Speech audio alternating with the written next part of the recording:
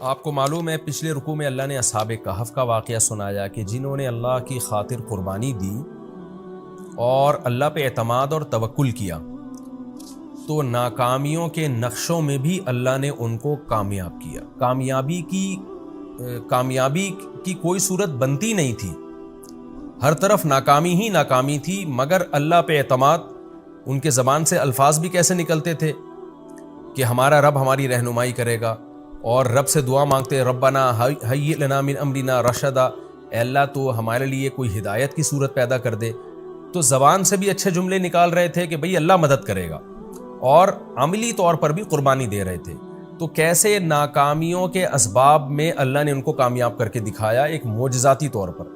اب اللہ واقعہ بیان کر رہے ہیں ان متکبر لوگوں کا کہ کامیابی کے تمام اسباب کے ہوتے ہوئے بھی تکبر کی وجہ سے اللہ نے ان کو برباد کیا ہے، اور اس کا بنیادی مقصد مشرکین مکہ کو سمجھانا بھی ہے کہ جو بڑا ناز کرتے تھے اپنے بڑے ہونے پر، سردار ہونے پر، اور نبی کو حکم دیتے تھے کہ غریبوں کو اپنی محفل سے نکالیے، تو اللہ بتا رہے ہیں کہ تم سے پہلے بھی بہت لوگوں کو ہم نے اسباب اور وسائل اور دولت دی ہے، اور انہوں نے تکبر کیا تو کیسا ان کا انجام ہوا۔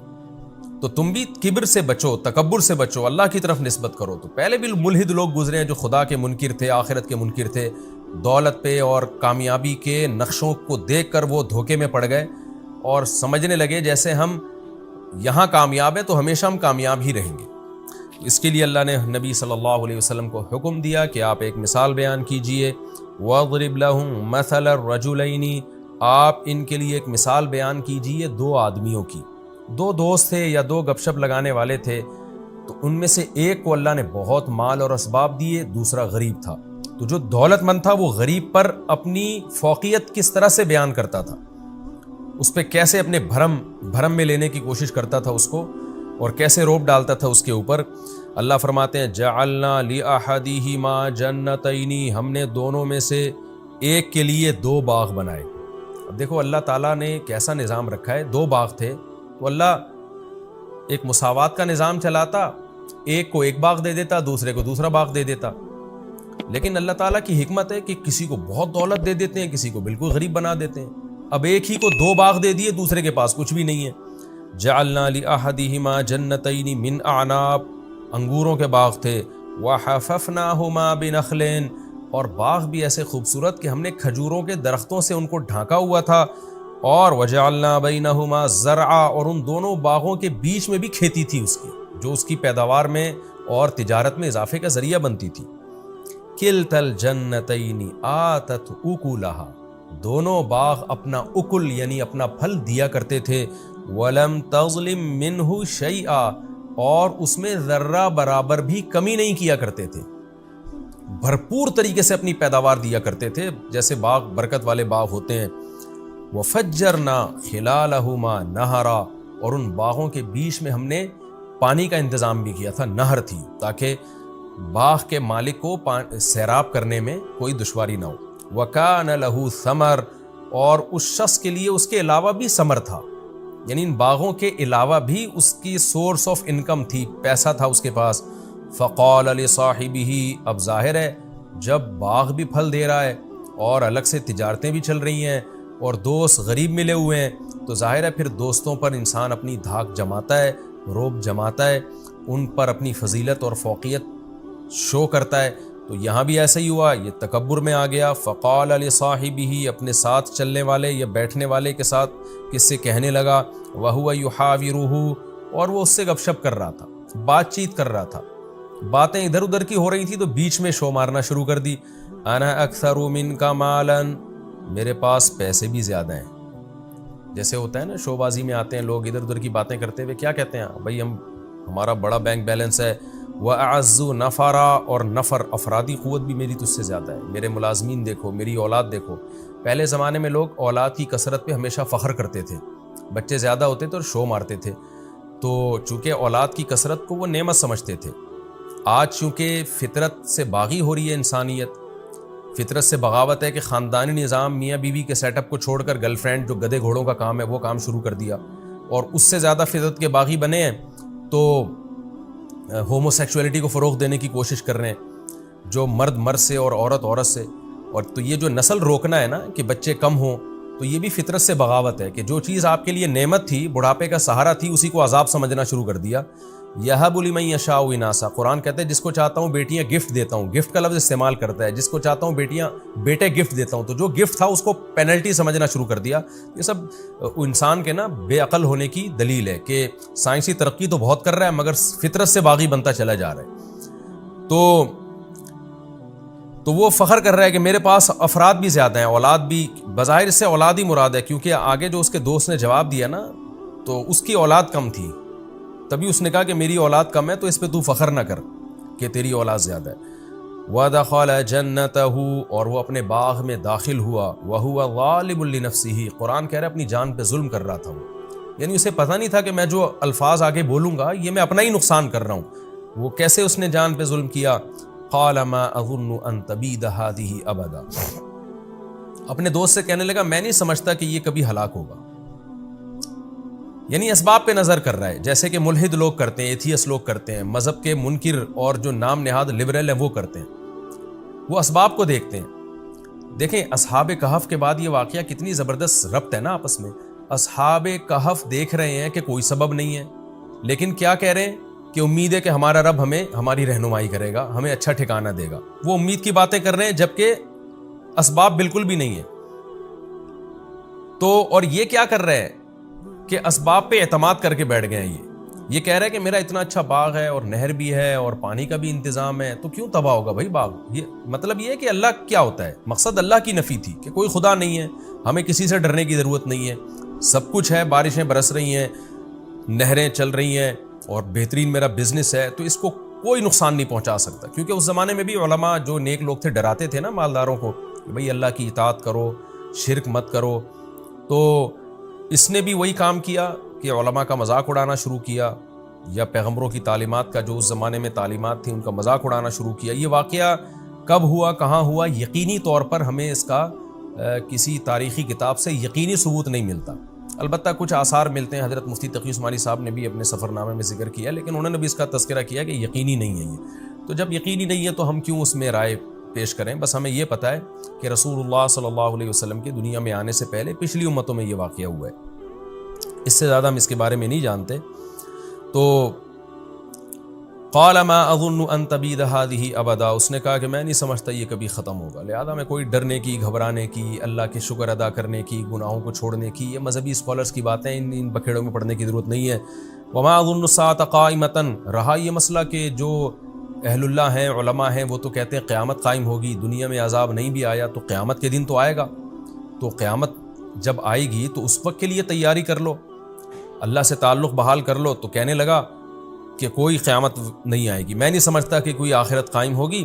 وَلَئِن رُدِدتُّ إِلَىٰ رَبِّي، اور اگر بالفرض میں اپنے رب کی طرف چلا بھی گیا، اللہ نے مردوں کو دوبارہ زندہ کیا، حساب و کتاب کے لیے کھڑا کر بھی لیا، تو یہ مولوی لوگ جہنم میں جائیں گے، مجھے وہاں بھی جنت ملے گی۔ جیسے کہ آج کہہ رہے ہوتے ہیں نا جو علماء سے بغض رکھنے والے لوگ ہیں کہ آخرت بھی انگریزوں کے لیے، کیونکہ وہ ایک نمبر ہوتے ہیں، وہ دیندار ہوتے ہیں، انہوں نے دنیا میں اتنی ترقی کی، تو آخرت بھی انہی کے لیے اگر ہوئی، مسلمان آخرت میں بھی جہنم میں جائیں گے، ان کی حرکتیں دیکھو۔ اس طرح بھی بعض لبرل لوگوں کی سوچ ہے کہ بالفرض اگر آخرت قائم ہوئی تو ہم وہاں بھی پٹیں گے۔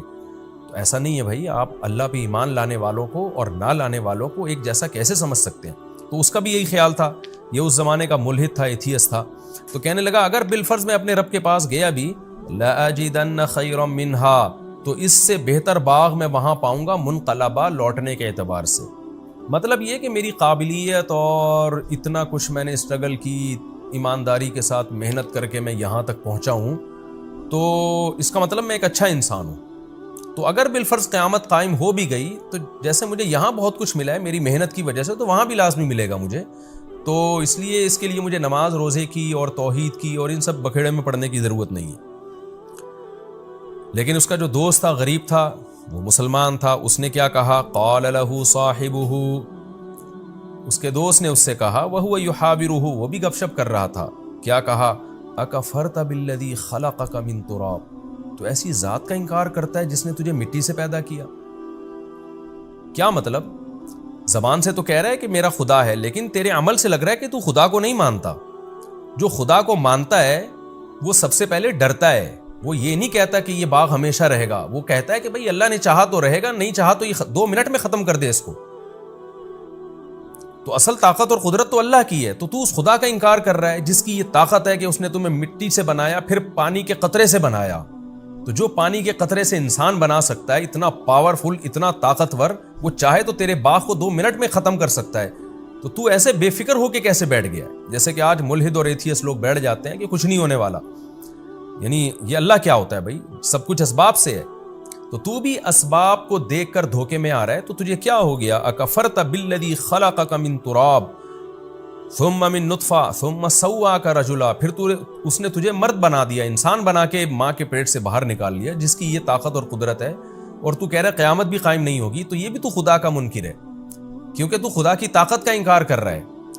اس لیے کہ جو یہ کہتا ہے نا قیامت قائم نہیں ہوگی، وہ اس لیے یہ کہتا ہے کہ اس کے ذہن میں یہ ہوتا ہے یہ مردے دوبارہ زندہ کیسے ہو جائیں گے؟ اس کا مطلب آپ خدا کے منکر ہو، آپ خدا کی طاقت کا انکار کر رہے ہو۔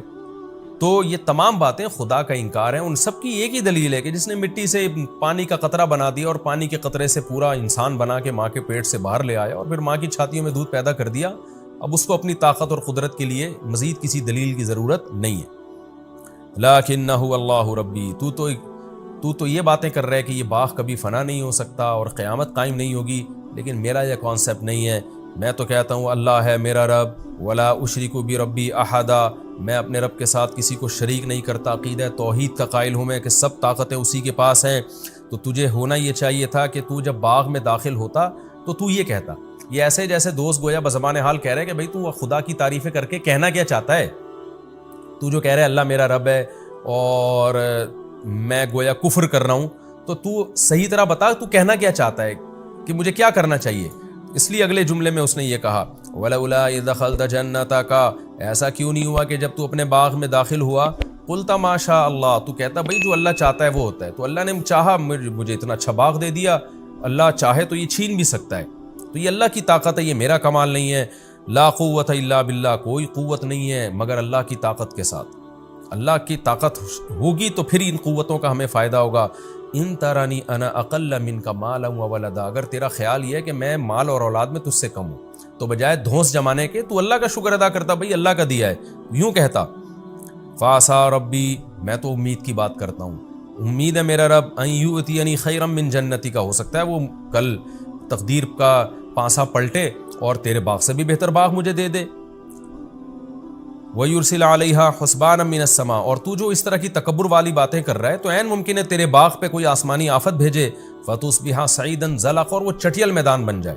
دیکھیں ناکامی کے نقشوں میں بات کیسی کر رہا ہے، امیدیں والی، کہ میرے پاس کچھ بھی نہیں ہے، آج کسی غریب کو تانا دے تو وہ پھوٹ پھوٹ کے رونا شروع کر دے گا، لیکن اللہ بتا رہا ہے غریب کو بھی کہ بھئی بات تسلی کی کرو، بھئی اللہ نے دی ہے نا مجھے غربت، تو اللہ چاہے تو 2 منٹ میں مجھے دولت دے سکتا ہے۔ تو وہ غریب بھی چونکہ مسلمان تھا، اہل ایمان تھا، امید کی باتیں کر رہا ہے اور ڈپریشن کو ختم کر رہا ہے، اسٹریس کو ختم کر رہا ہے، تو فوراً کیا کہنے لگا، بھئی اللہ تعالیٰ چاہے تو 2 منٹ میں مجھے اس سے اچھا باغ دے دے، اور تو جو تکبر کر رہا ہے تیرے باغ کو 2 منٹ میں ہلاک کر دے، ختم کر دے۔ او یصبح ماؤها غورا، اور یہ جو نہروں پہ تو تکبر کر رہا ہے، تیرا پانی زمین میں دھسا دے اور تو اس پانی کو طلب کرنے کی طاقت ہی نہ رکھے۔ وَأُحِيطَ بِثَمَرِهِ، اس نے تو ایسی ایک بات کہہ دی تھی، اللہ کہتے ہیں ہم نے ایسا ہی کیا، اور اس کے باغ کو ہلاکت نے گھیر لیا۔ فَأَصْبَحَ يُقَلِّبُ كَفَّيْهِ عَلَى مَا أَنفَقَ فِيهَا، جو کچھ باغ میں اس نے انویسٹ کیا تھا اس پر کف افسوس ملنے لگا، اور وَهِيَ خَاوِيَةٌ عَلَى عُرُوشِهَا، کوئی رات میں آسمانی آفت آئی ہے، صبح اٹھا تو سارا باغ الٹا پڑا ہوا تھا۔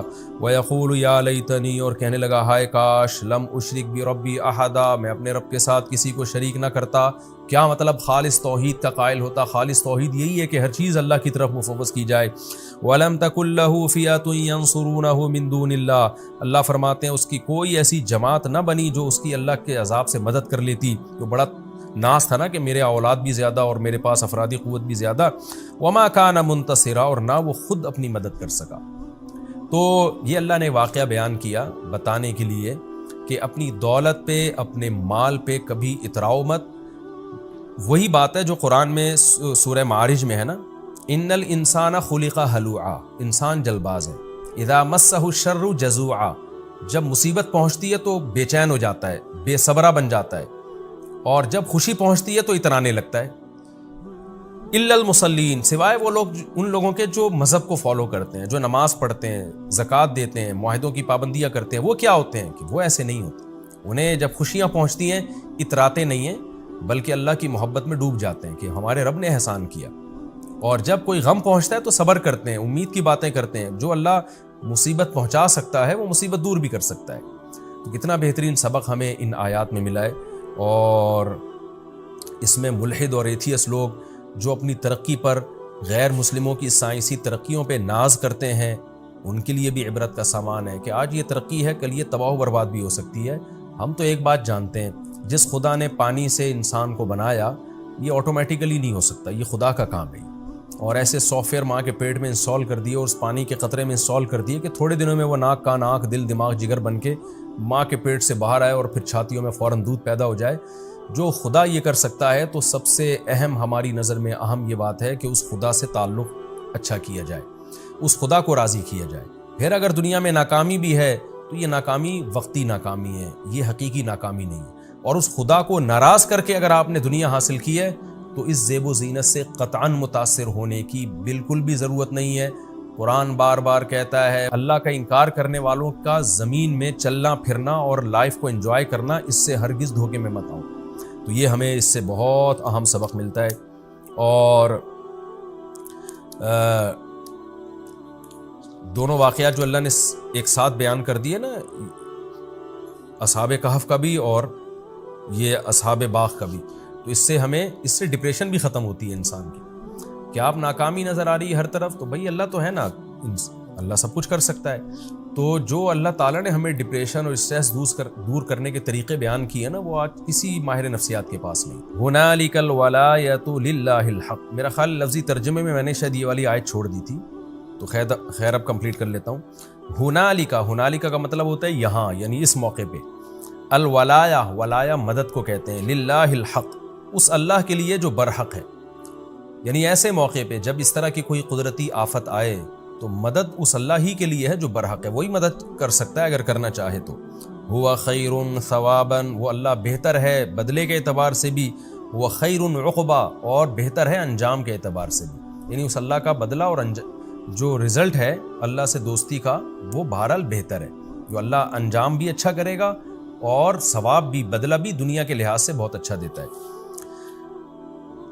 تو کیا مطلب کہ یہ جو باغ ہلاک ہو گیا اس شخص کا، تو ایسے موقع پہ مدد بھی اللہ کر سکتا ہے. اور اللہ کو راضی کرو گے تو انجام بھی اچھا ہوگا اور ثواب بھی اچھا ملے گا. تو چونکہ اس شخص نے اللہ کو راضی نہیں کیا تو اب انجام بھی اچھا نہیں ہے اور حال بھی اچھا نہیں ہے. اللہ نے کیسے باغ کو تباہ و برباد کر دیا. یہ ہمارا رکوع الحمدللہ کمپلیٹ ہو گیا. اس رکوع میں جو ہمیں اسباق ملتے ہیں، ایک تو یہی سبق ملتا ہے کہ تکبر نہیں کرنا چاہیے. دوسری بات یہ جو ایتھیس لوگ دھوکے میں آتے ہیں نا اس زمین کو دیکھ کر، حالات کو دیکھ کر کہ قبروں سے مردہ کیسے زندہ ہوں گے، حقیقت میں ایک بہت بڑی بھول ان سے ہو رہی ہوتی ہے. اکفرت بالذی خلقک من تراب. جب بھی کوئی ایتھیس ایسی باتیں کیا کرے نا ملحد لوگ کہ یہ سب مذہبی باتیں غلط ہیں، کوئی فرشتے نہیں ہیں، کوئی پیغمبر نہیں ہے، کوئی دوبارہ موت کے بعد زندگی نہیں ہے، تو فوراً یہ کہا کریں اکفرت بالذی خلقک من تراب، کہ جس خدا نے آپ کو مٹی سے بنایا، پھر پانی کے قطرے سے بنا دیا، پھر انسان بنا کے ماں کے پیٹ سے باہر نکال لیا، کتنی بڑی قدرت ہے. یہ عمل تو چونکہ ہم صبح شام دیکھ رہے ہیں نا، اس لیے ہمارے لیے یہ ہم اس کے یوز ٹو ہو چکے ہیں اور یہ ہمیں اچھمبے کی چیز نہیں لگتی. ورنہ اسی کو ساری زندگی انسان غور کرتا رہے نا تو عقل میں نہ آئے یہ بات. یہ خدا کا کام ہے یہ. تو ایسے اس کے بعد بھی یہ کہنا کہ مردے دوبارہ زندہ نہیں کر سکتا وہ خدا اور حساب و کتاب نہیں لے سکتا، یہ خدا کا انکار ہے. یہ آیت بہت موٹیویٹ کرتی ہے انسان کو. اکفرت بالذی خلقک من تراب ثم من نطفہ. باقی اس رکوع سے یہ جو ہمیں پتہ چلتا ہے کہ اس شخص نے جب اس کا باغ تباہ و برباد ہو گیا تو کف افسوس ملنے لگا اور کہنے لگا کہ کاش میں اپنے رب کے ساتھ کسی کو شریک نہ کرتا. تو کیا اس سے ہم یہ سمجھیں کہ اس نے اسلام قبول کر لیا، عقیدہ توحید کو مان لیا، یا ہم یہ سمجھیں کہ نہیں وہ کفر پر ہی مرا؟ تو ہمیں قرآن و سنت میں اس بارے میں کچھ نہیں ملتا. البتہ کسی کے صرف یہ الفاظ کہ اس کو یہ افسوس ہوا کہ میں نے ایسے الفاظ کیوں کہے، یہ توبہ کی علامت نہیں ہوتی. اس لیے کہ بعض دفعہ برے عمل پہ انسان کو ندامت تو ہوتی ہے مگر وہ توبہ نہیں کرتا. تو جبکہ گناہ کی معافی کے لیے باقاعدہ توبہ کرنا ضروری ہے، یعنی انسان توبہ کرے کہ میں اب آئندہ سے عقیدہ توحید کا قائل ہوں گا، اور آئندہ سے میں یہ سمجھوں گا کہ جو مجھے مال اور اسباب ملے وہ اللہ نے دیے ہیں، اور پھر اپنے عمل کو درست کر لے وہ. تو جب تک یہ چیز نہیں ہوتی اس وقت تک توبہ قبول نہیں ہوتی انسان کی. کیونکہ بعض دفعہ کافر، قرآن تو کہہ رہا ہے نا وَجَاهَدُوا بِهَا وَاسْتَيْقَنَتْهَا أَنفُسُهُمْ، فرعون کو پتا تھا موسیٰ علیہ السلام اللہ کے سچے نبی ہیں، لیکن اسلام میں داخل نہیں ہوا پراپر طریقے سے. تو کسی غیر مسلم کا اپنے آپ کو غلط سمجھنا یہ کافی نہیں ہے. مثال کے طور پر کوئی ہندو یہ سمجھتا ہے کہ بت پرستی غلط ہے، تو اس سے وہ مسلمان نہیں ہو جائے گا، مشرک ہی کہلائے گا، جب تک کہ عملی طور پر اس بت پرستی کو چھوڑ نہیں دیتا، اعلان برات نہیں کر دیتا وہ. تو یہاں بھی ایسا ہی ہے کہ اب ہمیں نہیں پتا اس نے توبہ کی یا نہیں کی، کر لی تو اللہ معاف کر دے گا اس کو آخرت میں، اور چاہیں گے تو اللہ دوبارہ دنیا میں بھی باغ دے سکتے ہیں، چاہیں تو نہیں دیں، وہ پھر اللہ کی مرضی ہے. لیکن ہمیں یہ بہرحال پتہ چلتا ہے کہ پہلے زمانے کے کافر لوگوں کو بھی بہرحال احساس ہو جایا کرتا تھا. جب باغ تباہ ہو گیا نا تو اس کو احساس ہوا کہ میں نے غلط کیا. لیکن آج لوگوں کے دل اتنے سخت ہو چکے ہیں کہ آسمانی آفتیں اور عذاب دیکھ کر بھی عبرت حاصل نہیں ہوتی، اور اپنی غلطیوں پر ندامت کے لیے بھی تیار نہیں ہوتے. یہ بھی ایک بہت اہم بات ہے، اس سے بھی ہمیں ڈرنا چاہیے.